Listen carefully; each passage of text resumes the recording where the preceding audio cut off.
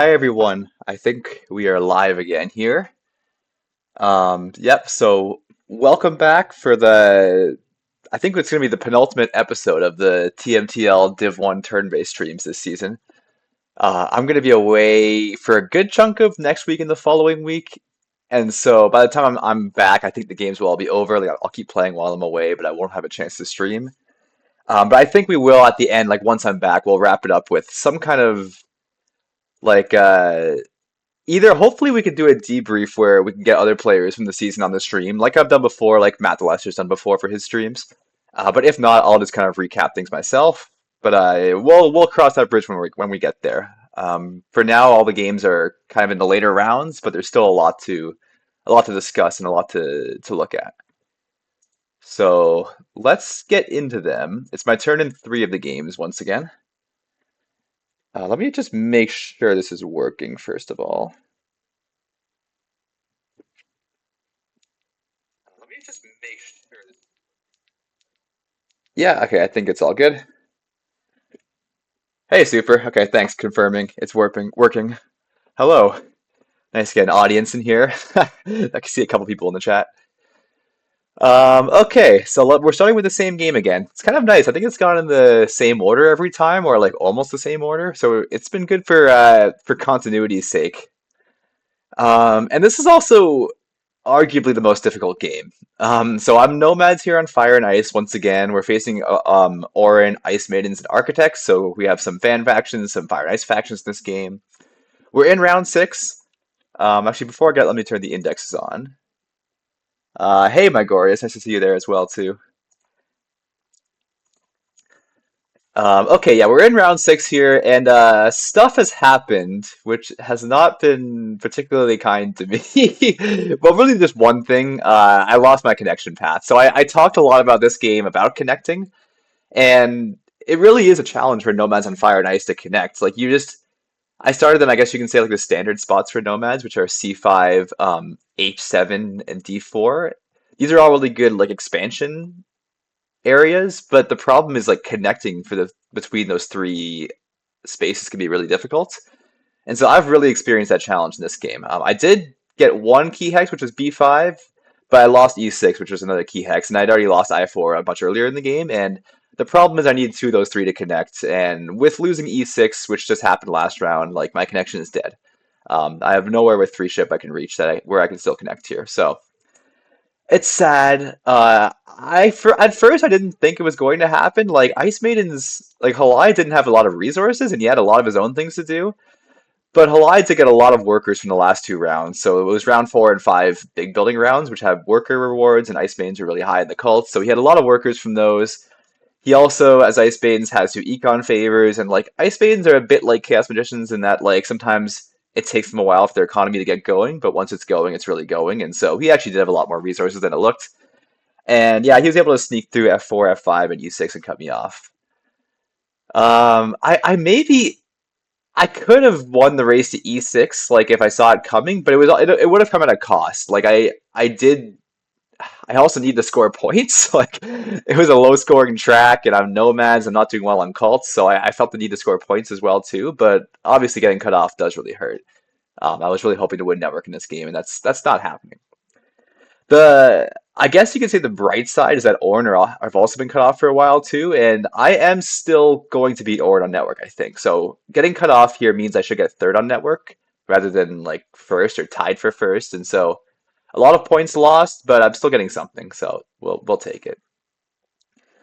But yeah, that being said, I don't really love my position here anymore. Although I never really loved my position in this game. I was hard to tell how I was doing. I felt like for a lot of the game, I just had so much to do with trying to connect, trying to get bridges.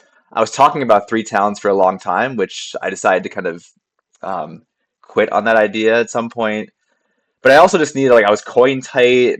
It was a low scoring track. I needed to find ways to score. Like, I just needed so much here as Nomads. And I didn't get a lot of good early leech, so it really made it difficult to do everything I need to do. And I really felt that. I think we see that come to play here, like with losing E6. Like I think if I could have had a super explosive start, I may have had E6 already, or it may have been something may have been easier this game. But yeah, I think looking at everyone else's scores, like Kesler's got 108 points, but he doesn't have a whole lot else to do. But he is winning three cults, even though he's not getting network points. So he's still doing quite well. Like he has Air One. Um, I don't know. I think he's gonna finish close to 140 or around 140. Halai is down at 69 points. Like he's so behind in points, but he's got a lot coming this last round. He's Ice Banes with his Stronghold up and two Temples up, and he's going to build his third Temple this round, so that's going to be 9 points, not to mention 4 points for the Temple. I think he has a third town coming here with E7. With him cutting me off, I think he's doing very well on Network, so I actually think it was a really good play on Halai's part to cut me off, even though I'm sad about it, but I think it was a smart move on his part. He's on a pass scroll. He's winning one cult, and Fire Cult is to be determined. I think Ornn win fire because I think Keslu will use his Ornn action to lock up fire. He just took fire 3, so he's kind of like in the process of stealing fire. And I think Ice Maidens might want fire too, but that doesn't really cut it. So I think Ornn will always have fire. But yeah, I don't know. Still, Ice Maidens have a lot of points coming up. And Architects, People Race is also behind in scoring, but he had passed pretty early last round, and he took a coins action this round. He has a lot of resources. He's on ship VP with 3 ship advances coming, so that itself is 18 points. He has 2 talents coming. And he's also doing pretty well in network because I'm cut off. Like he's going to, I think, I'm guessing Ice Maidens win network and Architects get second, or maybe they tie for the win on network. I don't know, but they're both doing quite well on network without a whole lot of structures this game. So yeah, that's good for him too. He's got, I mean, he's got 3 points coming from his ability. He has some Earth One points, Temple points. Like he's got a lot of points coming too, and I don't have a I don't know. I guess I still have a lot to do this round. Like my plan here is to advance dig, finish off this second town, and try to agree as many points as possible. Like try to if I could steal Earth Cult, that's kind of the dream here. I don't know if it can happen, but one can dream. I do think I am going to build a temple, and so um, I have water one and air one. And I ended up like last stream I was talking about a decision in round 4 of whether I should go for water one, go for air one, go for fire two with my sanctuary, a bunch of different things. And so I ended up going air one with the sanctuary round 4, into temple for water one round 5, and 3 more trading posts. So I did a temple around early to get water one and score with that. Which is good, but now with my last temple here, like I don't have air one to take because I already have it, so I probably want a 3-step favor, and I think I do want this last temple because I don't have other great ways to score. I mean, I have dig advances, maybe I have a ship advance, I have a town. I don't have Earth 1, so these dwellings are not points, and I need a couple for network for third on network, but I don't need any more, I don't think. I'm on the TP tile, which makes temple a bit awkward. Like, if I do a temple, I want to do a TP as well, and I think I could just afford doing all this, like 2 dig advances, 2 dwellings for the town, temple, and TP. I think I calculated and I could just afford it, but like, yeah, I don't know. It's a bit awkward. I lost my train of thought a bit there. Oh, I think I was talking about cults. Yeah, so if I go temple, I think I want Earth 3 here to fight Earth, but also because I just want the resources to help me do a little more this round. But I think I want to like watch Keselu use his Orin action on fire first. I don't think I want to commit to Earth yet. I don't want to just spook him and kind of get him to worry about Earth is my plan. And I'm kind of trusting that nobody's going to go Earth 3 here at the temple. Like I think B-Ball Race wants fire 2, like almost certainly, because he needs to form his towns. He needs to move this bridge, which he needs fire 2 to do to keep this town as a town, which is a little thing about architects. When you're moving your bridge, you got to be careful with that. Halai, I think wants fire 2. Or if not fire 2, he wants water 1. Yeah, that's better for him than Earth 3 for sure. So I don't think I have to worry about him taking it. Keselu could take Earth 3. But I don't know if he doesn't have a whole lot to do, so it's possible. He is on Air 1, so he probably doesn't love that. Like it's only a 3-point temple. He has a ship advance he could do. He has Earth 1, so he can just build like a dwelling or 2 as well. I don't know. We'll see. I think I'll sit in that. We'll see. Yeah, so dig advance and dwelling. Yeah, if I had Earth 1, that'd be nice. I can just score from dwellings and just care about that. But yeah, I do have to do at least one dwelling for this town anyways. Like I could do fire two in one dwelling, but I think I'm just happy to do the second dwelling as well and take a different favor with the temple. But regardless, I think my move here is to do a dig advance. I think that's my play. Do a dig advance, see what else happens. Then probably do the second dig advance to town. I only actually need one dig, like I only need to dig B7, so it's not like I actually need the the worker saving from the dig advancing. I really just need the points. So we can see like the first dig advance is definitely a good play, I think. The second dig advance, maybe I'd have better use for that stuff. Like maybe there is like only one priest spot left on water and one on earth. Like maybe it's possible the priest is better there. I don't know, and I take a priest action or something, but I'm a little coin tight to do everything I want to do as well. Regardless, I think I just dig. My gut feeling here is we just do a dig advance. So let's just convert a power to a coin. Advanced digging, score 6 points. Um, and yeah, let's call it a day. Tempo and town tiles. I thought about that a little bit, like maybe, but with the way I have things set up right now, I'm pretty sure I need two extra resources to do like two dig advances, two dwellings, do the town, do temple and TP, and which is like a pretty good round for me. I think I need two resources from that if I get Earth 3 at least, and so in that case, like a worker town would be totally fine, and I don't think a worker town is going to be prioritized. But I guess maybe it's just as better to like go for the 11-point town or go for the 9-point town and just not worry about that kind of path. Like maybe I just advance shift instead of like take a priest town and advance shipping and figure something else out. I don't know. We can see. But yeah, that would be a consideration to like not doing dig advancing, right? If there is a temple concerns on town tiles, I could just want to hard dig instead. I just think I need the points for dig advancing anyways. I now that I'm cut off network wise, I just don't have a whole lot to do. And like I said, I gave up on the third town. I don't think that's happening. I really want. My dream here was to get a third town from like H7 to I6, take H8 and I8, get E6 to connect still. But it was just so many resources. Aside from being cut off on E6, I also just didn't have the resources to do it. Like I had a good economy in this game, but not a great economy with the lack of early leech. Like it just, I needed too many bridges too. I had to take two bridges. I would have needed a third bridge for that. Like, yeah, no, it wasn't happening. So gotta settle for two towns. Gotta do what you gotta do. I had quite a good round last round. Like aside from E6 being taken, I think my plan was really solid. I think like going Sanctuary for Air 1 round 4, which greeted me 2 extra points from having a TP up, into doing an early temple for Water 1 and just doing a bunch of trading posts, Coin Town to do more trading posts. Like that, not only did that score me a lot, but I got my TPs up for this round to produce a lot of coins so I could do a lot this round. Like I think that was the right or a really good path at least. With the exception of being cut off here. Like I think if I could have done that and connected, maybe I'd be in contention. Ah, maybe it's not clear. Could I have still advanced dig, done this town, and connected? I don't know. Too much math. Too much hypothetical math that doesn't matter anymore. But if I could have done that, I think I could have been in contention at least here. But as it stands, I kind of feel like it's close, but I'm in fourth. I don't know. I think with the path I'm going here, I'm going to finish in game in like the mid 120s, and then with end game, I have six for network. I have probably four for Earth Cold and two for Air Cold. Oh, maybe it's competitive. Maybe I'm underestimating myself. I'm not sure. I don't feel like mathing everyone else's score out because it doesn't really affect what I'm doing here anyways, but oh man, if I could be competitive here, that'd be a freaking miracle. I didn't think I thought this game was the most hopeless one for me the whole time, really. Oh man, I'll be really happy if I could not get last here, if I can get any points out of this game.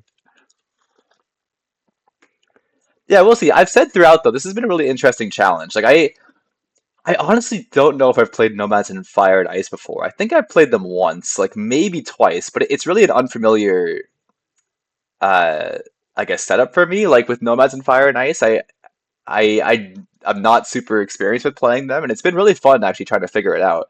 But like very difficult. It really it's got me thinking about how to play them a bit more. And I'm almost wondering if it's at times, at least for Nomads, worth it to just completely forego connection on Fire and Ice, like just not care about connecting at all and just play like almost like a taller style game, like not full tall, but maybe you go for three towns in three different spots in the map, and you just like greed points with that. But I think that strategy would work better if I could have a good cult position, like which in this game was never happening with Ornn and Ice Maidens in the game, and then Architects with an early two key town. Like I was just never doing well on cults here. But I wonder if that could be like a reasonable way to play Nomads in Fire and Ice, because like the big advantage of the map for them is you have such good early expansion. Like you just have this one ship territory, like that you can just like one ship zero dig territory to expand to. Then you also have like two hexes for one dig once you have shipping, or even when you don't have shipping in the top right here, like you have lots of easy early expansion. And so I feel like you could use that and then really crush like let's say a round four trading post round, like just score a ton of points in that with water one and just do three towns and just play purely for point in-game points. Just don't care about connecting. Like I wonder how well that could work. Um, I don't know. Maybe I'll get to try it in another game. And maybe I should have tried it in this game. Like I did fight a bit for connection. I went to two shipping and took B5. I mean it's still 6 points even here over Orin. Like, but maybe I was lucky they were cut off. I don't know. Um, yeah, food for thought for the future. But this is also always like a tough Nomads setup because of the track. Like it was a low scoring track. The saving grace was round three TPs, and I think I built one TP round three. I remember talking a lot early on in this game about hitting round three TPs as nomads here, and I just was not able to do that.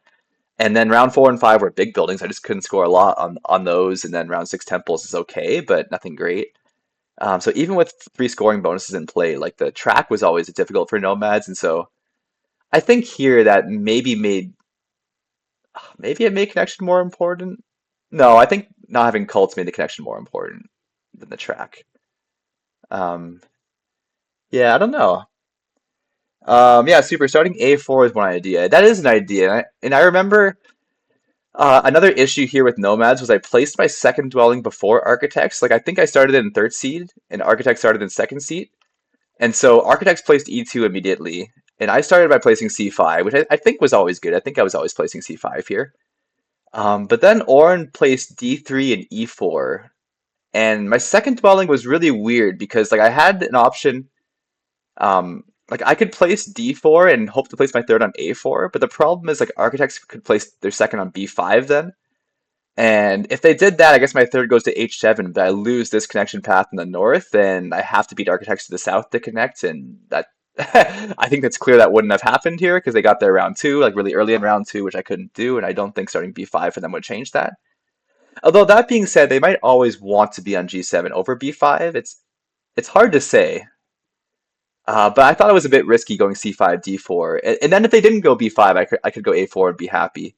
I do lose this one ship area, but I guess I have a lot of other hexes I can build on here as nomads. It's not the end of the world.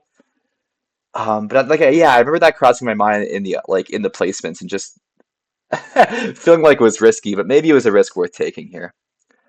And so I went C5, I went H7 with my second, which architects went G7, and then I went to D4. I think that's how it played out.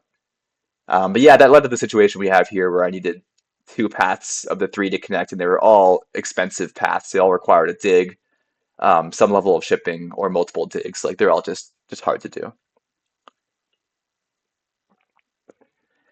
So yeah, not too much more to talk about this game. My plan here is somewhat straightforward at least, like just trying to score a lot of points, hitting this town. Thankfully, I am on a scoring bonus, which is nice. Last round, I was able to pass first onto Coin Cult 7, got a coins action, which is also why I was able to do a lot, like to do Temple Water 1 and a bunch of TPs, Coin Town. I was able to get a lot done last round because of that, which was nice. I talked about that in the stream before. And then being able to pass onto a scoring scroll for round 6 was kind of what I was hoping for with that. And so that coming to fruition means I have a really solid, like, in-game score. It's just the connection and just the issues I'm having, like, here that really are costing me. Yeah, but it makes me want to play Nomads and Fire and Ice again. Like this game really makes me curious to learn them better. Maybe, and I've mentioned before, like I think I mentioned at the start of these streams that Fire and Ice is my worst map. Like I'm just the least familiar with it, I think, relative to other players. And I think after playing this game, I think Nomads and Fire and Ice in particular might be my least familiar faction on any map. Maybe Dwarves on Fire and Ice, although even I've played a couple Dwarves games on Fire and Ice before. That like I played more dwarves on Fire and Ice than I can remember playing nomads on Fire and Ice, and I think nomads Like dwarves are just mostly bad on fire and ice, whereas nomads are just tricky, I think. So yeah, I could use the practice with them. One more thought I have in this game. So I think looking back on the auction, first of all, I think I undervalued Ice Maidens. Like I think Alliance game is really solid here, but I honestly think Ice Maiden should have like could have crushed this game. I think with I don't like he's played well all in all, but I think they had a better opening than what he went for. And this is my feeling at least that if Ice Maidens got like could have had a more explosive start and really like smash this game, they might already be winning here anyways with cutting me off. But I feel like in hindsight, Ice Maidens might have been like 20 points better than everyone here. I think they were really good. And I think I underestimated Orin too. And I think like I didn't really agree with Keslu's Earth 1 take, but even with that, he's had a really solid game. Like he's scoring a lot of points, doing well on cults, like even with getting cut off. But I also wonder, I thought Keselu could have gone for an econ favor and got into two ship round two and secured his connection. And if Orin could have done that, like they would have been fighting for network here as well. Still with two towns, like maybe three towns, and doing pretty, maybe not quite as well, or pretty well on cults. I guess they don't have Earth one, but they probably get Water one, Air one to make up for it. Like I don't know, I could be wrong. Maybe Keslu couldn't have connected them, like gone to two ship round two. Maybe you would have had to sacrifice too much. But like, regardless, I feel like I underestimated Ornn in auction here. I think in hindsight, Ornn were better than Nomads and Architects. I think when I bid, I think I had Ornn as lower than Nomads, but higher than Architects or something. But I think in hindsight, Ornn were pretty clearly the second best faction here. Nomads were more awkward than I thought, and Architects were always a bit tricky. Um, so yeah, but my biggest regret this game is not putting Ice Beams down more. I should have had them like 20 points lower than everyone else, just because they're fun to play and they're good. I played trash, say it out loud. No, I mean I don't know. Hawaii's strategy is more of a long-term strategy. Like we went without Earth 2 here as Ice Maidens and went for Fire 1 instead with like double Temple round 1. But he passed up Double Dig, and I always think Double Dig round 1 as Ice Maidens is just so good. Like the early worker income helps so much. And he could have done Temple round 3 instead on a TP round. In my opinion, it was a bit better than what he did, but what he did still worked pretty well. And I think like with taking Fire 1, it was a long-term mindset. Because he knew he was getting a lot of workers in round 4 and 5 from the cult rewards. And so Fire 1 like complemented that nicely at the end. It did make things a bit like slow in the early going, but you're seeing it pay off more here. Although I think maybe if I just like from the start didn't care about connection, I had an opportunity to set a priest to fire to the 3 spot. So maybe I could have played more culty, and if I just fully commit to going no network early on. That's so hard to do as nomads though. It's so weird. You play nomads, you think of network right away. Like I still don't know if that would have been a good idea, but it would have been really interesting, like going priest to fire instead of ship advance round 2 and seeing how that would have changed the dynamics of this game. Maybe I could have won fire, although yeah, again against nomads, against Orin, with their stronghold up, it's tough too. So I don't know. Anyways, let's move on. Let's go to another game here. Let's go to hopefully a game where I'm doing better and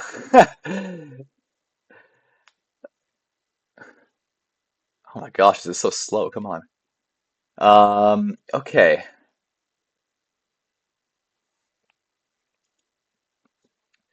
Well, this is a game where I don't know if I'm doing better, and somewhat. Okay, anyway, so this is like another game here. We're on Shapeshifters in this game. We're on Revised Base, everyone's favorite map. But we're on this is the wonky Revised Base game I like to do most seasons. We've got Fire Nice factions in play, so I'm facing off against Fakirs, Yetis, and Witches. We've got extra endgame scoring in, so in this case it's distance scoring. Oh, before I forget, let me full screen. Now that I know how to do it, thank you, Fadi. I should probably be doing it for these. You can see more at once. Anyways, yeah, we have distance scoring, extra endgame scoring here. Fire Nice factions, revised base map. Yeah, we're on Shapeshifters, and my position looks great if I can get C4. That's basically what it boils down to here, I think. Um, we've got a high scoring track. We're in round 5 now. We've got round 5 dwellings and round 6 towns coming. Last time I did this game, we were in round 3. It was actually like early in round 3, and I had just built Sanctuary for Earth 1, and I think on stream I went Stronghold. And I talked a lot about a plan I had where I was going to shift to red, going to come up here for a town, kind of do shipping, get to A6, dig B4, take A9, and then shift to black or brown and probably black and get like two more town or like fill out my town space in the north basically, and then find a way to go to A2, something like that at the end for distance purposes, like which seemed like an awesome game plan. It's a little dicier now though because I just recently realized that C4 is contested. I didn't think it was. Um, and I don't think it's contested from witches. So witches just advanced dig. Felipe has been also kind of crazy, not crazy, but he's been getting so many coins actions this game. Like they keep falling to him. He keeps passing early for them, which has been kind of crazy. But he's also really behind in scoring. But anyways, witches advanced dig. They're going to fully advanced dig, and they do actually need a double dig hex for this town here in the top right part of the map. But with distance scoring, I'm pretty sure witches want A12 for distance. Like, it just makes more sense for them. And they're already connected. They need three shipping. Well, I guess with C4, they just need one shipping to connect with C2 as well. But like, I feel like, huh, I guess they could do that. But I think they want, I don't know. If I were witches, with all these coins too, I might just want A12 and go for distance and take like, I guess you could even triple dig H1 or H2. I don't know. But I could be wrong. Maybe he actually wants C4. But to me, the bigger threat is B-ball race, is Fakirs. I feel like Fakirs might double dig and fly to C4 this round.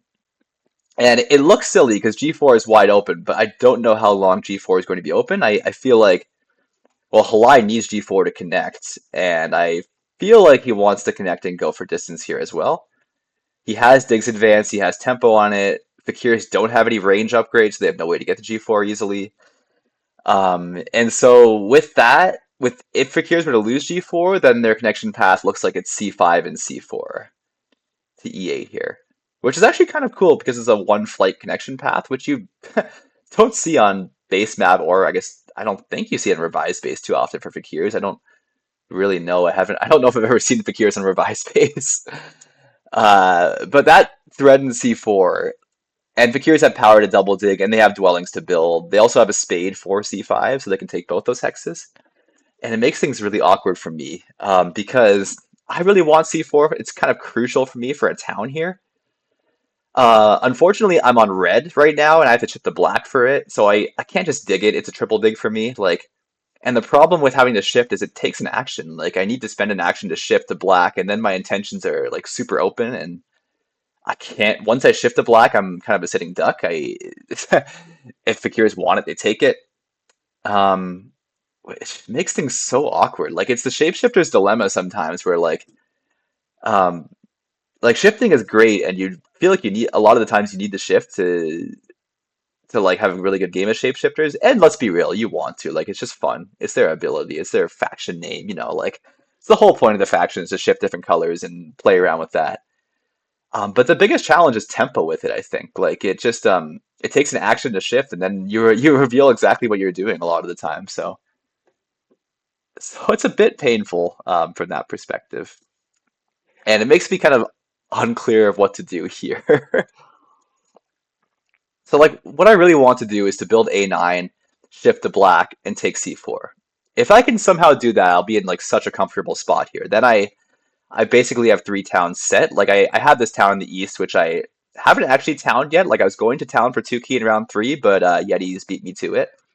And so once Yetis got two key, I didn't think this town was worth doing. Although looking at my resources right now, some coins would be nice.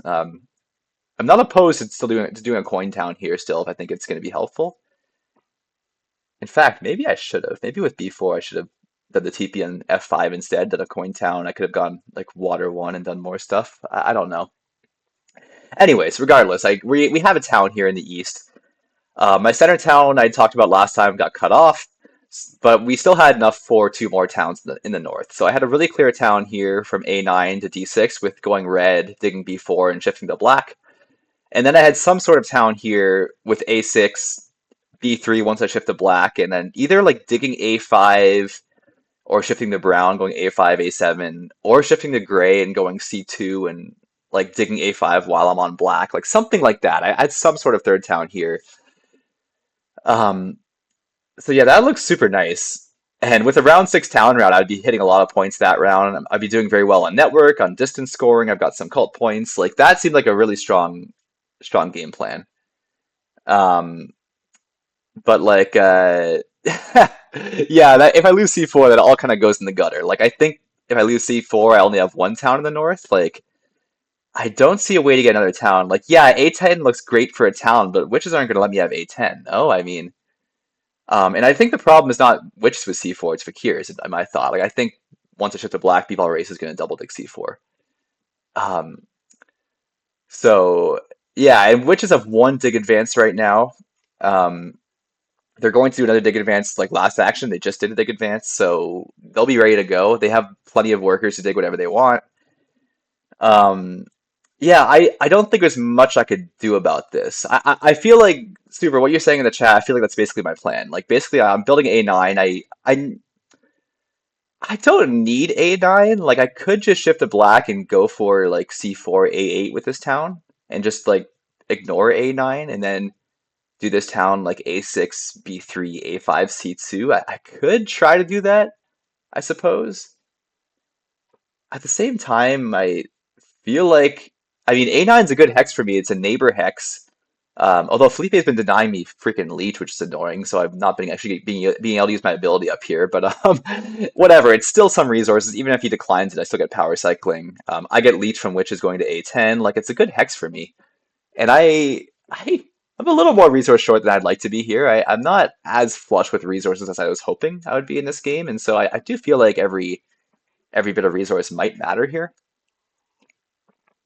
So yeah, my gut feeling here is still just to go A9, shift to black, and if I lose C4, I just go A8, like or A8 B3, whatever I need to do to just settle for two towns maybe, and I might still be okay with two towns in this game. I am on a pass scroll this round, so I'm on the TPTL round 5.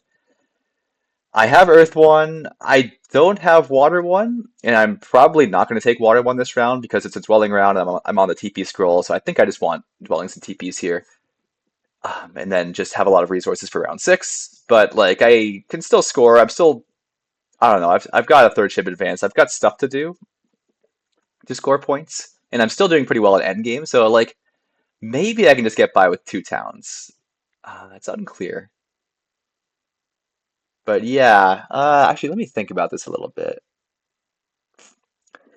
Another like weird path, the weird idea is taking C5.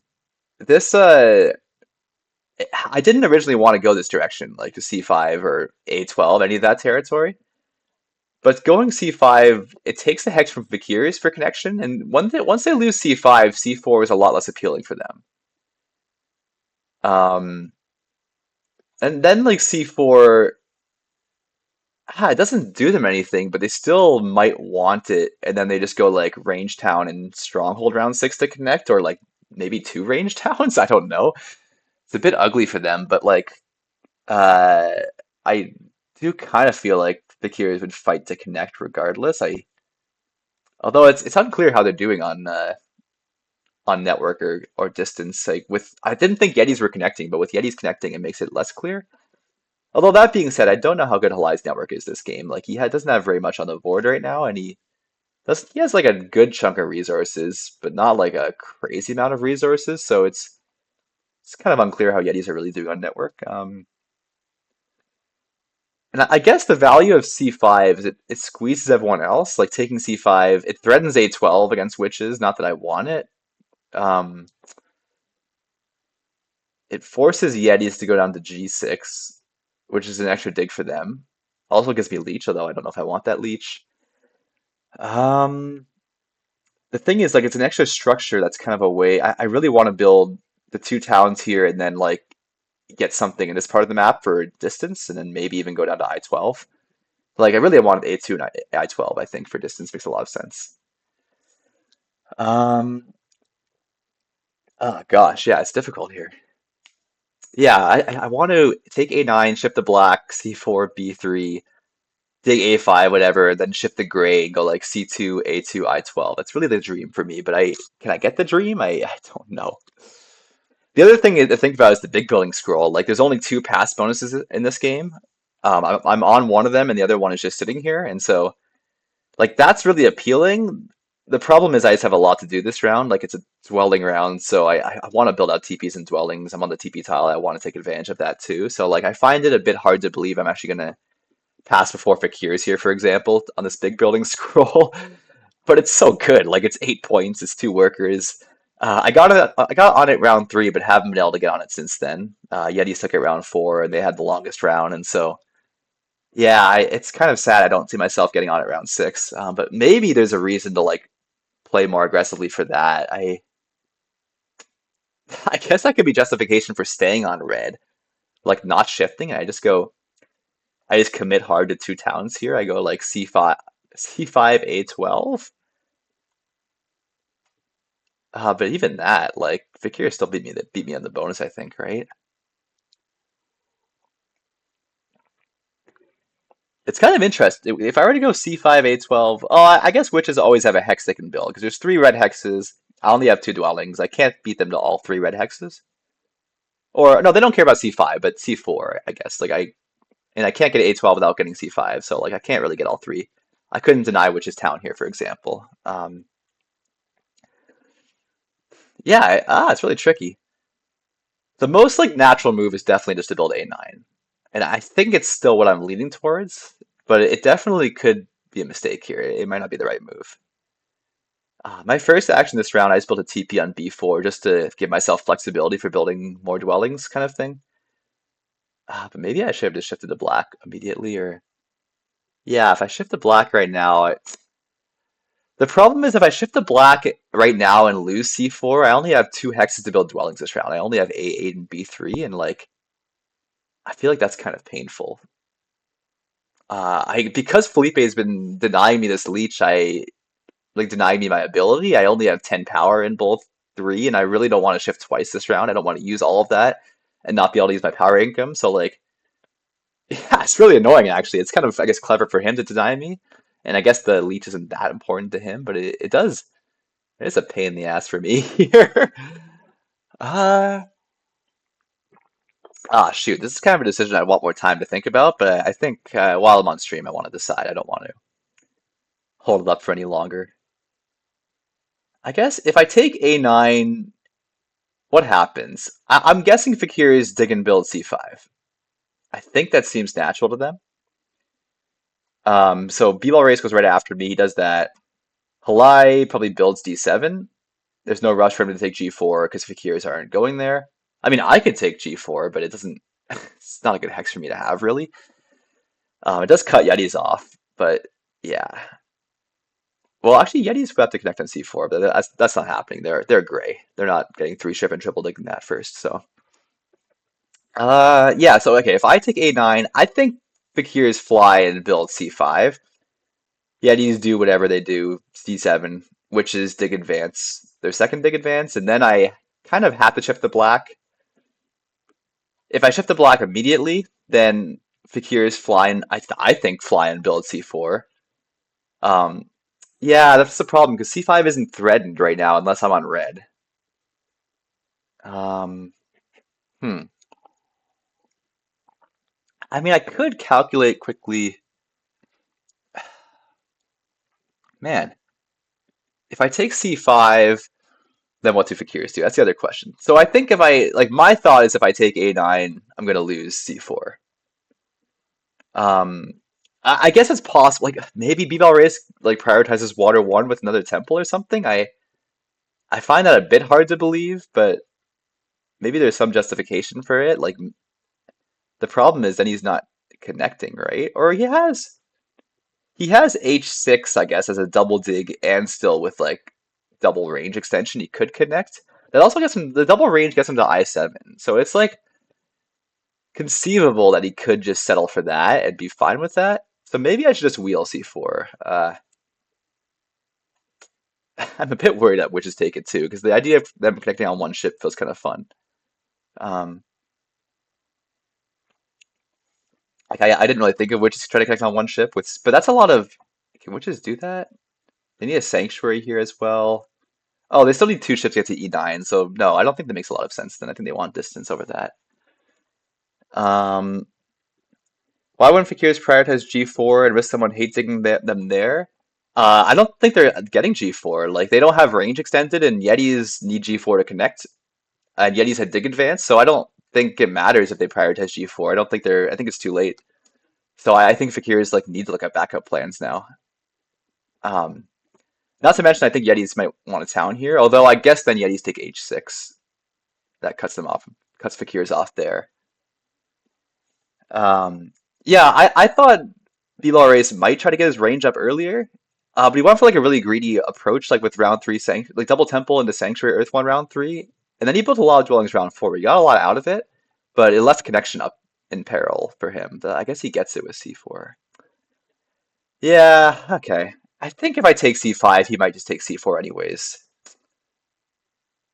I don't know. I don't see a good way around this. I feel like I should just prioritize my own stuff. If I lose C4, I just go two towns and win distance, I guess is the plan.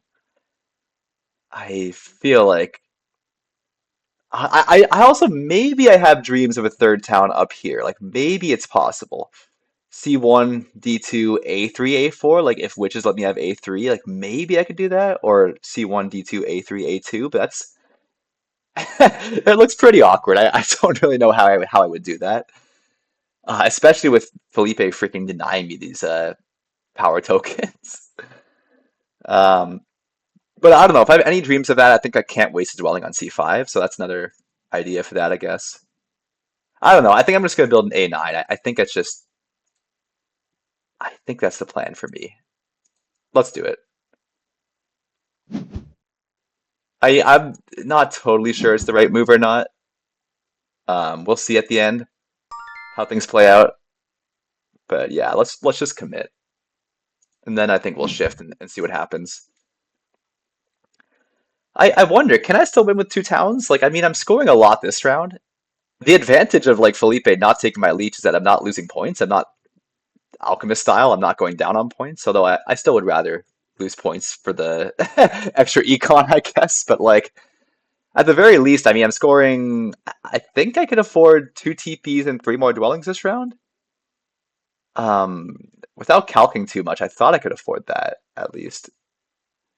And so if I could do that, that's 12, that's 18 more points this round. That puts me at 75 going into round six with two towns coming, another ship advance coming. That's not a ton of points, but maybe I'd end with like 110 in game, and then if I win network and distance scoring, that's a lot. I really want to win a cult too. That's the other thing I was thinking about is there's one pre-spot left in fire, and like the race in fire is really close. And I think if I get that pre-spot, and then I also probably want fire. Well, I wanted fire too, but if I'm doing two towns, maybe I don't care so much. With three towns, I definitely want fire too, but like two towns, it's not as important. But regardless, I want cult points here. Like I think I would love to get some of these 8 point towns, and yeah, I'd love to like win either fire or water if it's possible. Like Yeti's taking two key town means they're in a really good spot cult wise, and like I was hoping to get that and have a better cult position, but because I don't, I think I just play for one cult and play for like seconds on the other cults. Like maybe I can win water and get second on fire and earth, for example.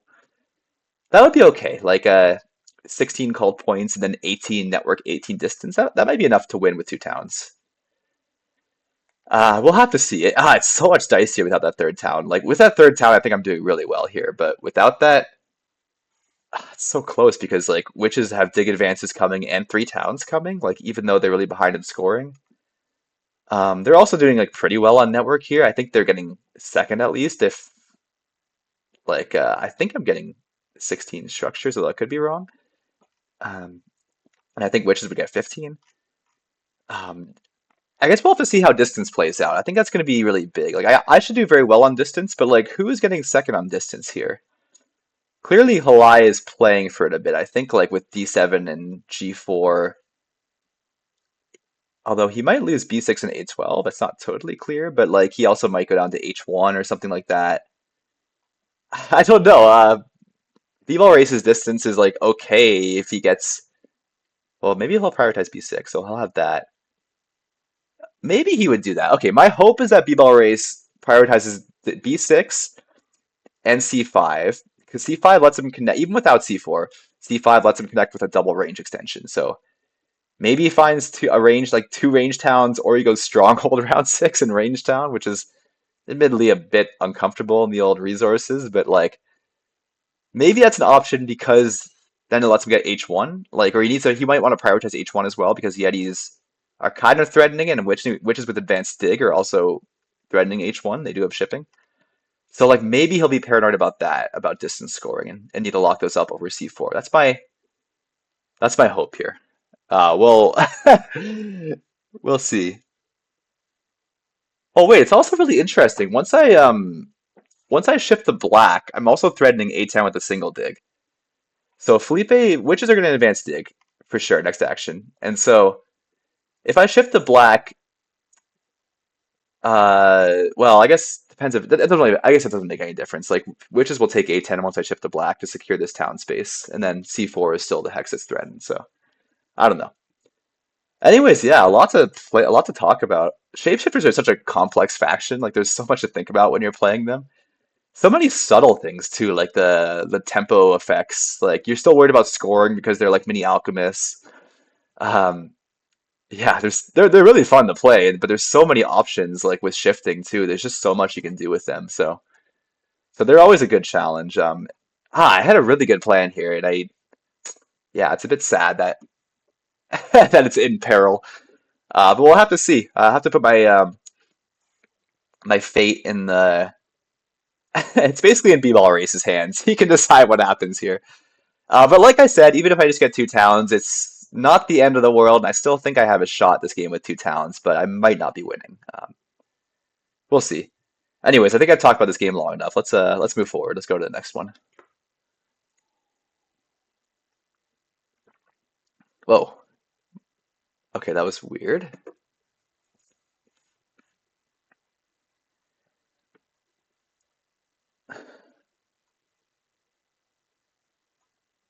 Oh my gosh, this is so slow. Come on. Okay. So game number three, the last game it's my turn in. We're Chaos Magicians on Lakes here. This is the game that's going the best for me, I think. I like my position a lot here. And remember, this is the game where I got disrupted. So in round one, I got D4 in the center here, and then Halai used a double dig where he dug G5 and used a spade to dig C4 to green, like away to me. So I had to spend an extra spade here in this game, but I think it's kind of been fine. I think I've been able to deal with that pretty well. And yeah, I think I'm in a good spot. This is round four. Everybody's passed. And I guess just as a reminder, like, so we're on lakes. This is also with extra endgame scoring. So this is edge scoring in the game here. We have base factions, but we do have landscapes in play. And yeah, that's kind of the setup. But like I have a points lead at the end of round four. A pretty decent points lead actually by a few points, which is going to increase a little bit more here. But I think more importantly is I finally have a good economy. I was a bit slow to get going here, but as Chaos Magicians, that's kind of okay. Like you don't mind that so much. And I was able to have a big round three. I got two temples and four dwellings up round three, which I kind of saw coming, I think, last stream. Like I was just in the start of round three, like starting to do stuff for that. But I think that was really big getting that because that's really propelled me here in round four. I've been able to advance shipping, no problem, get C7 and D2. I did lose this territory in the east, which I thought might happen. Halai did prioritize that and double dug C8 and D8 once I got to C7. But I think that's okay because I have this territory in the west, and I think that's really key to me here. Not just because it's a second town, but also because it's edge hexes, and with edge scoring in the game, like it's just so valuable to have that. And I think like I've got a really good economy. Like I said, I've got two temples and seven dwellings up. I'm about to do a little bit more. I think I'm going to do a TP and another dwelling this round, so that gets me a couple extra coin income. And I think that looks really good. Like I've got coins coming from the cult with the temple event this round. I've got four priest to cult, so that's 8 coins from that. I'm going to get workers from the round five fire worker reward, and like yeah, like that along with my usual econ favors and having a lot of structures out now is just like fueling my economy forward. And so I think I should be able to do what I want to do, which is going to be advancing digs at some point here, doing my sanctuary next round. And so I actually haven't built my sanctuary yet. I've been kind of holding it off until round five. But I'll be able to do that comfortably, and maybe I'll even do Stronghold round 5. That's what I'm trying to figure out right now. Normally, I wouldn't do Stronghold just for 5 points as Chaos Magicians, like in round 5. But with landscapes in the game, that changed the equation a bit. Like, because Stronghold frees up my landscape, it gives me that extra structure, which is, I think, really valuable, especially with extra endgame scoring in. Like, so the network, like the effect on network is of course pretty good to have the landscape as the extra structure in, but like if it also gives me an extra edge hex, that could really matter a lot here.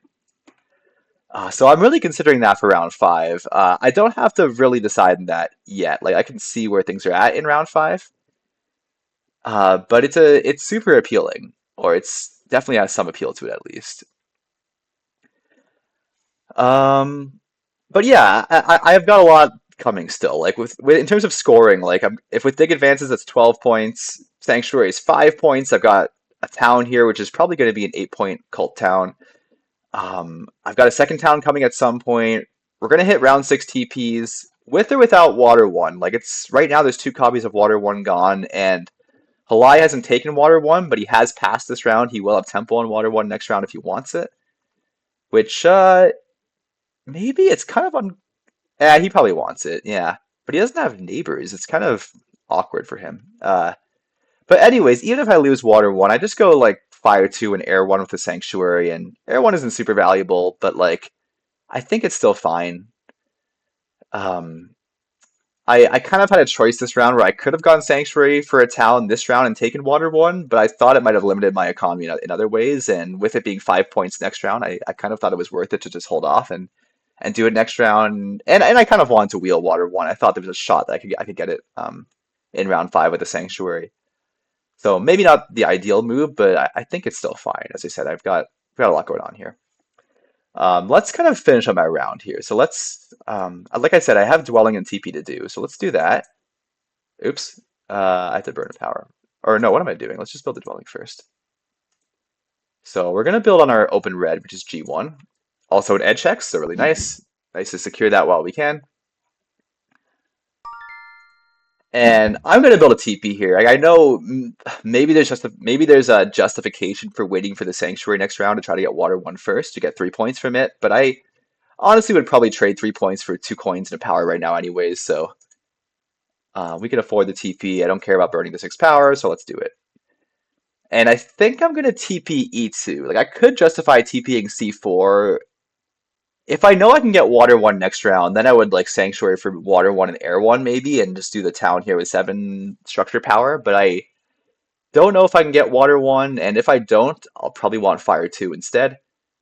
So in that case, the TP would look kind of silly on C4. So we'll do the TP on E2.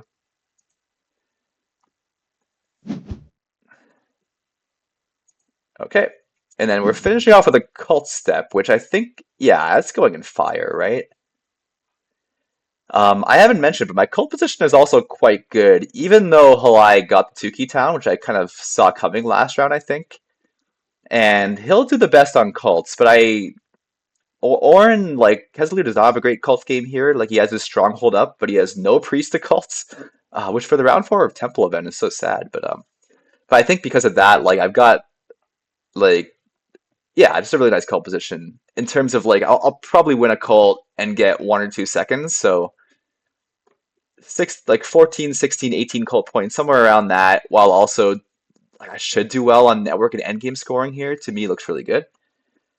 Yeah, I think this cult sub is going to fire. I'm just thinking about it because I think if I could win fire next round and get the extra workers from that, that's really nice. Although if I town for the 8 point town and take air 1, I kind of have to win air. But I guess that's not the end of the world either. And I guess the justification would be then I would want the Cult 7 Earth instead for the power. Although I'm getting the power with the 8 point town anyways. So I guess I would use it in water then, just to try to get some points up water. But I think that'll only be against Darklings. I think Kesalu will fight Halai up water here. So I don't know. Let's use it in fire. It gives the most flexibility. Maybe it's the wrong call. I don't know, but let's just do it. Okay, and now I've got an interesting decision here in the pass. Like, all the bonuses look good in their own way. So the options are a spade, a 6 coin bonus, or the TP tile. The TP tile is a bit weird because it's round six trading posts, and especially if I want to do stronghold round five, then the TP tile doesn't have a whole lot of use to it. I But if I don't want to do stronghold round five, I'm kind of happy to end the round with a couple TPs up, and like I'll have air one and then score some points from this, and that's totally fine. Not to mention this gives me a worker as well as 2 coins, which is good. Um, the spade is also useful. Like I do want to advance digs, but that might not be until round six until I have all the workers from this cult. So like the spade does help me get more dwellings round five and secure potentially important edge hexes, which I really like, without having to advance dig first. And then 6 coins is good too. I'm producing a lot of coins here, but if I want to advance digs and do all my TPs and maybe stronghold, I still do need a lot of coins this game. So like could potentially justify that too. Huh. Oh man, they're all kind of tough. Do I really have to decide what my round five is going to be like now? Oh man, I was hoping to delay this decision a bit. Uh, so okay, I'm going sanctuary. So I have 9 workers. 4 workers are going to my sanctuary. If I go stronghold, that's 4 more workers. That's a lot. Like I could go spade and go sanctuary stronghold dwelling. That's also 14 coins. It's kind of like all my coins, all my workers. Is that really worth it? I get the chaos portal out. The structure is really nice. Huh. Maybe just on the TP tile is better. The worker actually is kind of useful too, I think, or it might be kind of useful.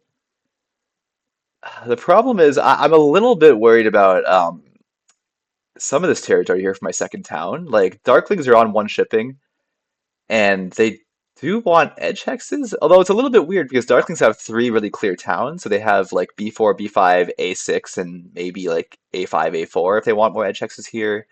They have this town, which is F2, F3, E3, E4.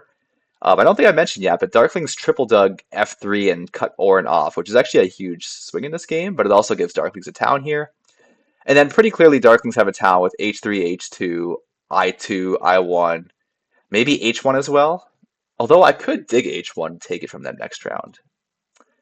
But I'm also, it's possible Darklings go up to E1 and D1 and fight for this territory here, which is a town. Although, if they do that, I could just double dig C1 and just take that from them. Okay. All right. I don't totally know, but I feel like I'm souring on Stronghold. I think the 4 worker cost is just too much. And even if I want to build it, I might just prefer to build it in round six, like sacrifice the 5 points to build it in round six instead. I think the economy, like, it produces 2 workers, which is useful, but I have a lot of workers coming from the cults, and I think the economy is going to be more useful from having trading posts up. Even with round six TPs, I think I want to end round five with a couple TPs on the board. And with that in mind, the TP tile looks appealing. Not to mention the worker helps for that. It's just, am I okay going without the spade? I could, so if I go without the spade, I probably use power for digs, right?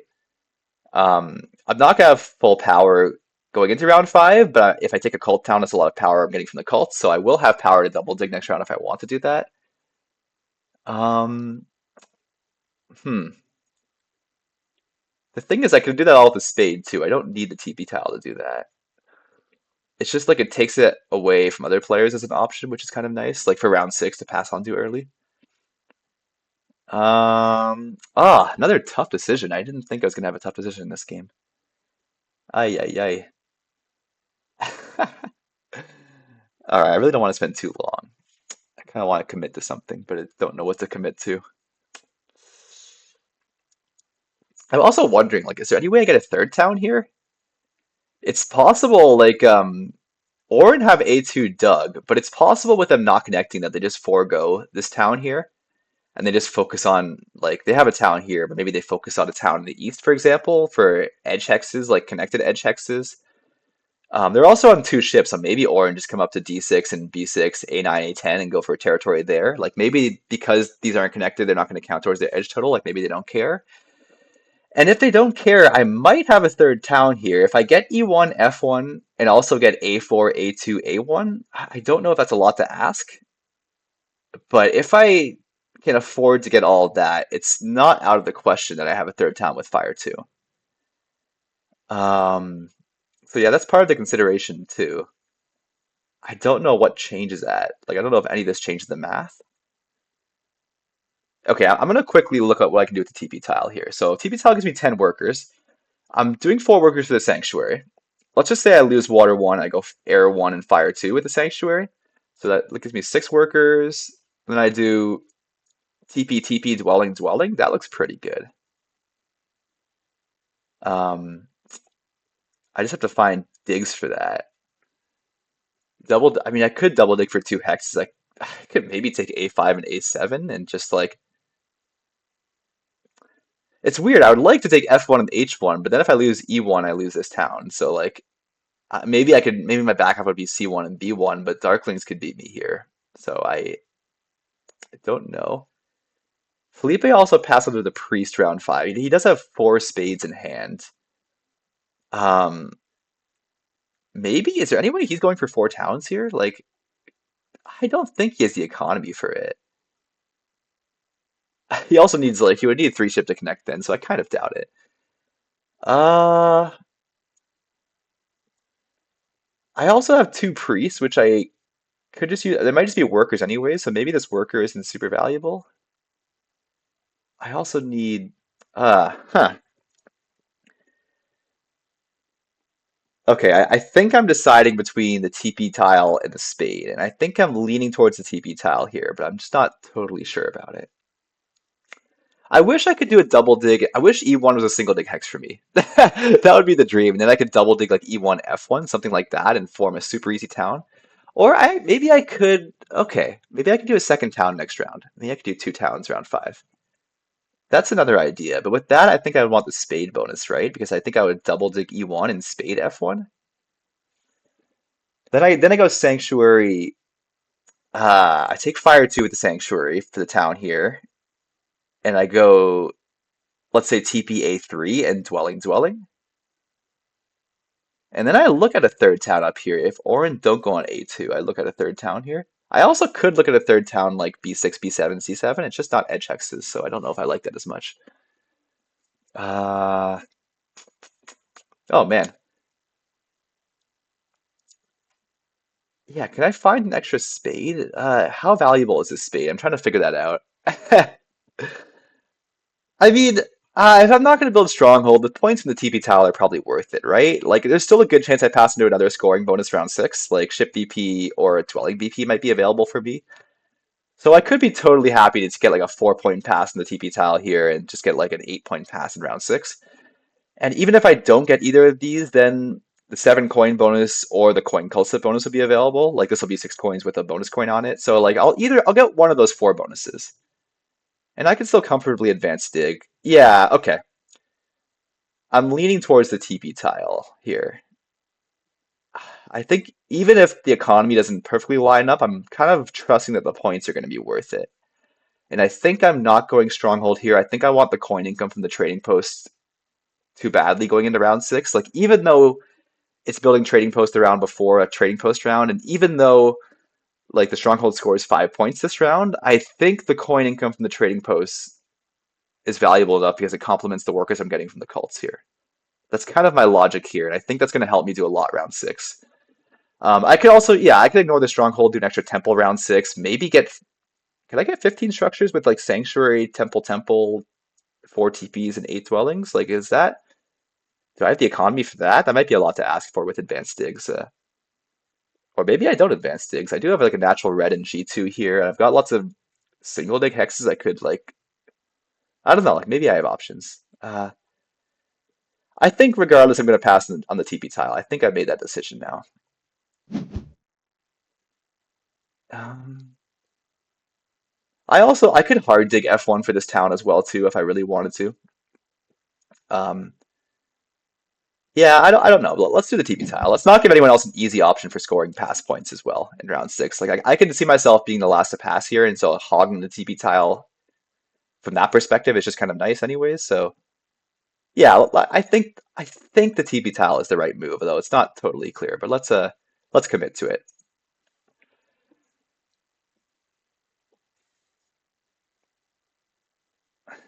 All right, come on. There we go.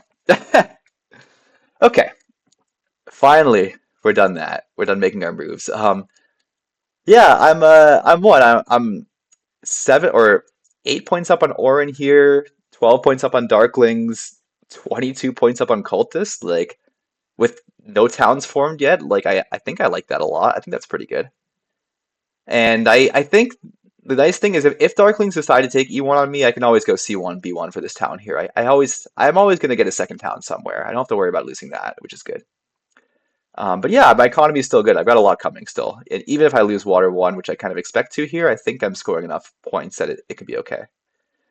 I think my competition here is Darklings. Like, I think Felipe, he has Earth 1 and Water 1. He's got a ton of priests and he's got 3 towns coming. Um, it's He's probably doing like decently on network. But yeah, if he can get 15 structures, he's probably competitive here. But it's if he only has 14, I think I'd feel pretty good about my shot. I think Kesley with getting cut off here is in big trouble and not doing well on cults. And cultists, I think Halai is too behind on points here. I don't think I know he's doing well on cults and he's got a good economy, but not an incredible economy. And I guess he'll advance digs. Yeah, his game is probably better than I think it is, but like I feel like I'm in a better spot being 22 points up. So yeah, this I think this is my best game. I think this is the one I feel best about, which is good because I really wanted to win this game after this C4 dig. I was really motivated in this one, so yeah, but we'll see how it finishes up. Who knows what's going to happen? Oh my gosh, I've been going on for a while, as usual in these games. Jeez. I think it was mainly the Shapeshifters game, that one I think I was talking for a while. But yeah, let's go to the last game now where it's not my turn. Let's talk about that game a bit. It's also the game I've been playing the worst in, so I think it's a bit instructive, which is nice. Okay, come on, is this gonna load? Let me refresh it. Come on, BGA.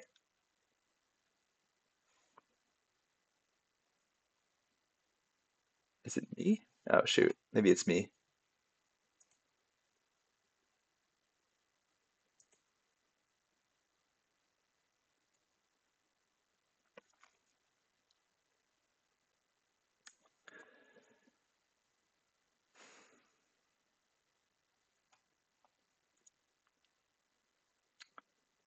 Uh,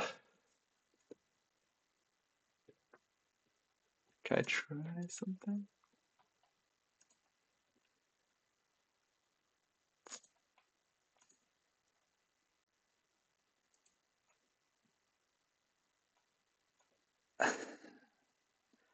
All right, I think we should be back now. Um, yeah, as far as I can tell, we're back. Okay, finally. Okay, so I won't spend too long on this one. It's not my turn, which makes it easy. But I think we should go over it because it's kind of instructive. And it's the fourth game here. It's important for the standings, of course. Anyways, we're on base map. We're on vanilla settings. We've got base factions, no landscapes, no extra scoring, nothing going on here. We do have a massive mega sandwich. So I'm sandwich nomads. We've got sandwich giants versus dwarves and halflings.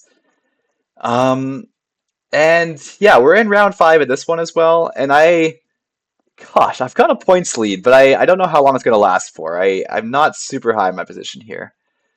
I the last 2 rounds were dwelling rounds, which were super nice for me. Like I opened double temple and I went earth 1 and fire 1 and got shipping up round 3 and went kind of crazy round 3 and built a couple more dwellings round 4, which was super nice, but I'm a little tight on things now in round 5 and I just built my stronghold on E3, which I had a decision in this round. Like I'm on the big building scroll, it's the big building round, and it's pretty clear that I was going either Stronghold or Sanctuary this round, but I was trying to figure out which, and I ended up going Stronghold because I'm really short of hexes. Part of the problem being sandwiched is that you often lose hexes or lose key like single dig hexes, and I haven't lost too much here, but like I still definitely feel the effects of being sandwiched. I did lose G4, which I expected. I think I got everything else, but I don't have any more territory to get to easily. Unless I can get B5 and get to B6, but I don't know that's happening. But yeah, anyways, I went Stronghold round 5. It's going to help me form a town in the west here. So I'm definitely towning with E2 and one other hex I'm going to Sandstorm here. It's not so clear I have a second town though. I'm super coin tight now after like I went to 3 ship round 3 and then building the stronghold here cost 8 coins and I got a couple of TPs up round 4, but like even with that, I just was really low in coins like after building the stronghold and you can look as you can see on the bonuses, there's not a lot of coins in this game. Like there's only the 6 coin bonus in here. There's no other coin bonuses. There's no coin rewards in the cults. Or there was a coin reward in round 2, which was super nice, but we've kind of blown through all those coins by now. Yeah, so I'm coin tight and I'm definitely looking at a coin town. I think it's going to be very valuable for me, but I don't know if I can get a second town here. That's not super clear. And to be honest, maybe I didn't plan this out very well for a second town. Like I built a trading post on D3 as well as E3 last round, and with the knowledge of going stronghold, maybe I should have had the second trading post on B2 instead, so I can kind of get a second town here. Although I would need a double dig for that, in addition to like the stronghold sandstorms and a single dig on E2, so I don't know if that would have been the right play. Like maybe I just settle for a one town game here as nomads. But yeah, it's a little sad. Like I think with double temple, it's really nice to get 2 towns later on, and don't know if I can accomplish that here. The bright side is I've had a lot of like I'm scoring very well. Like I scored a ton of points on ship BP round 3 and just doing Earth 1 dwellings round 3 and 4. I was also on the trading post bonus last round, got 4 points for that. I'm getting 4 more points in the past this round. Like I am trickling a lot of points in, but I have a feeling it's not going to be enough to beat dwarves here. Felipe has got a lot going on this game. He's got a really good economy. Like he's got a lot of spades and secured his connection. He's got a really good position in air cult, which gives workers this round. He already has 12 workers in hand. It's producing 12 more. He's got a lot built already, and he has water 1, which he's scoring with trading posts. He's got more tunnels coming. Like he has a I3 at least, and he might dig bomb round 6. Like it's unclear how network is shaping up, but I think dwarves, no matter what, have a lot of ways to score here. He's on the TP tile this round, so he's scoring well this round. He's got one more town coming. Um, But yeah, I like his position a lot. He's got so many more resources than I have. Like that's painful. Um, I think compared to Giants and Halflings, I'm not sure how I might be doing okay compared to them. B-Ball Race has a lot. Like he has 3 towns, I think, this game, but he's not doing much on cults, and his network game looks kind of tough with only having one more natural red. I guess he can he has 2 stomps, so he can do 12 structures with that, and maybe he gets a double dig and does 13 structures, but there's no landscape for dig advances, so it's not like an easy way to get more out without like doing manual dig advances, and I don't think Giants had the economy for that this game, although maybe I'm wrong. Um, yeah, I don't think Giants game is amazing, although he's scoring a good amount of points, I guess, on ship. Well, he doesn't have shipping, never mind. Yeah, I don't think Giants game is amazing, and then Halflings, Kesler's got a really good cult position. I guess he's doing pretty well on network, although he's a bit low on resources this round too. He also only has 2 towns. Like he did a Tukey town already. He has a town in the center, but this town in the south here is not happening with me being on I7 and dwarves being on G3 and I9. Like he already has a sanctuary E6, so there's no town here. So it's definitely a 2 town game for halflings. I guess if halflings could do really well on network and do well on cults, they could be in contention. But he's also really behind in scoring with like low scoring late rounds. Yeah, he's not on a pass scroll this round. I don't know what else he's doing really. He doesn't have water 1 yet, although he just built a sanctuary here and he might take water 1. Or maybe he takes air 1 instead, but I guess that's points regardless. But like, yeah, maybe he goes water 1 and does 2 trading posts. It still doesn't seem like that good for halflings though. Anyways, I think dwarves are doing the best here. I think Felipe is the biggest competition for winning. For my position, like I'm winning fire. I've got second on earth. I've got some cult points coming in. I can't tell how I'm doing on network. It's really hard to tell. The stronghold definitely helps for network, and that was kind of one of the reasons I want to build it, I think. Aside from helping me town, it does. Oh, I guess. Yeah, maybe I can get B6 because I was thinking if I lost B5, I lost B6, but I forgot C4 gives me access to B6 too. So maybe I think this round I'm gonna stronghold probably F2 and like then dig E2 and form a town here. F2 to take it away from dwarves so they don't have more easy hexes to build on, like F2 and F1 for network. I think I do that this round, and I think next round I maybe just Sandstorm C4, get to B6, and try to fight network that way. Ignore the second town. That would be what, four more structures? That would get me to 14 structures on the board, and maybe I have the econ for 15. Maybe. I also kind of want a temple round six to score points too, though. So I don't have water one. I'm not scoring with these trading posts. I do have earth one, so I guess that's like if I get 15 structures, it's 10 points from dwellings. Um, but not a whole lot of points outside of that. Like, if I'm not hitting a temple round six, if I only have one town, like maybe that works. Like maybe I win network and I do enough on cults with that strategy that I can win. I think I need a pass scroll round six for that to work. But like maybe I don't know. Um, I think we'll figure that out later. I think for now I'm just going to focus on this town. And my question is whether to delay or not. Like I don't have a lot of resources left, but I do have a lot of like delaying power with digging hexes. And when I dig E2, I can dig it before building, like with separate the actions.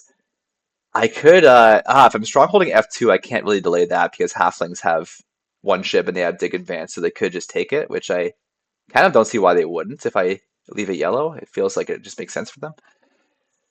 So maybe I couldn't delay that, but I also have three priests to kind of waste if I need to.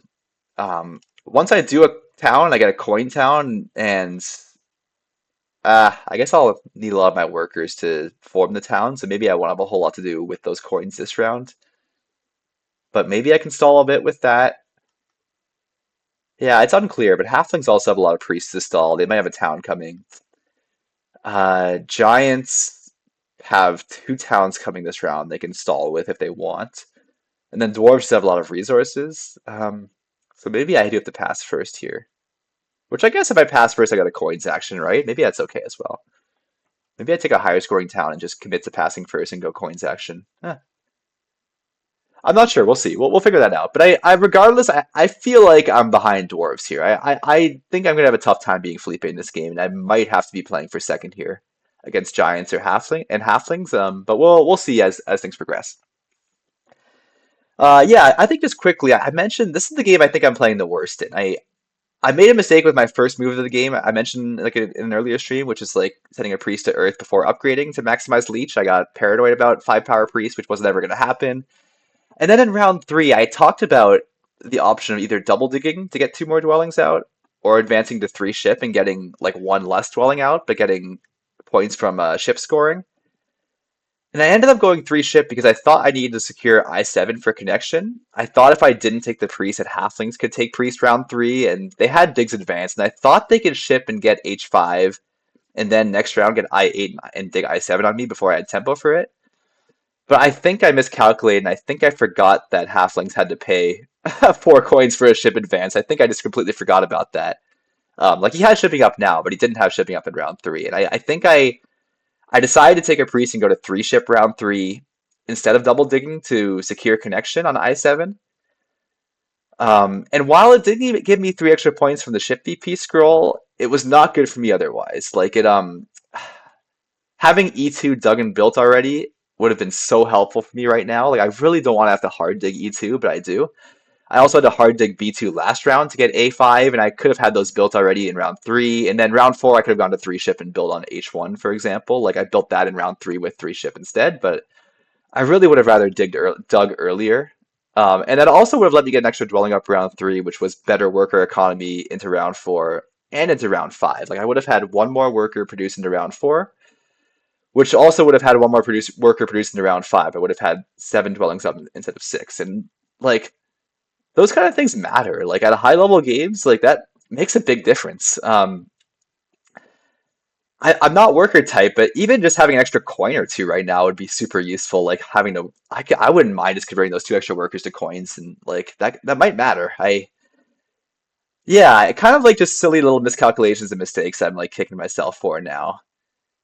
And I also the other thing was I spent three power for a priest action, and like it's something that economically I really didn't want to do. Like I was already producing two priests with double temple.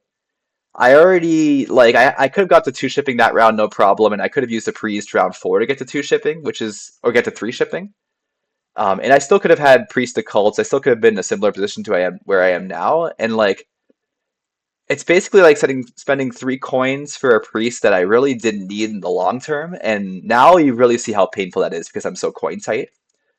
I would have spent like I guess you could say six coins for two spades, but that's going to be equaled out because I spent three workers for a spade in round four, and I'm going to spend three more workers for a spade in round five, and those are spades I wouldn't need if I had double dig round three, and so like that part of the equation, like I'm basically spending six. You could say I'm spending six coins for two spades no matter what, but I also spent an extra three coins for a priest in round three. Yeah, which I didn't need long term. And then lastly, like the ship advance round three did give me an extra 3 points from being on the ship VP bonus, but I would have had an extra dwelling up at the end of round three and four if I went double dig instead, and there were dwelling rounds, so those were 2 point dwellings, and so it was only really a 1 point play, I guess, by taking the priest round three, advancing ship, and scoring extra from that. Hopefully that makes sense. But basically, I got an extra point for spending three coins for a priest and had a worse economy. That's just not a good trade-off in Terra Mystica in round three. And so, yeah, it looks like a really small mistake on the surface, but that hurts. Like, oh, yeah, man, I think I think I might be in contention for Felipe if I didn't make that mistake in round three. But I think with that mistake, I'm in tough here. It's kind of my gut feeling. But we'll see. I'll kind of all you can gotta move forward. Just kind of play my best here from this point onwards.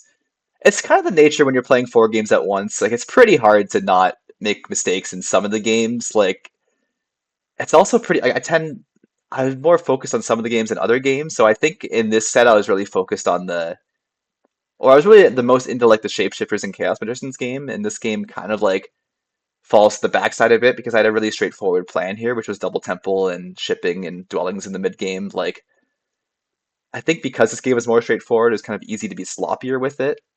Um, and so yeah, kind of seen that play out here a bit. But it's all right. It happens. Whatever. I do think it's especially bad though, because I think Felipe might be in the best spot to win the league here, and I wonder if I could beat him in this game. I wonder if that could be a difference, a swing in the standings, if I could potentially beat him in the league. But yeah, we'll see. That'll be something to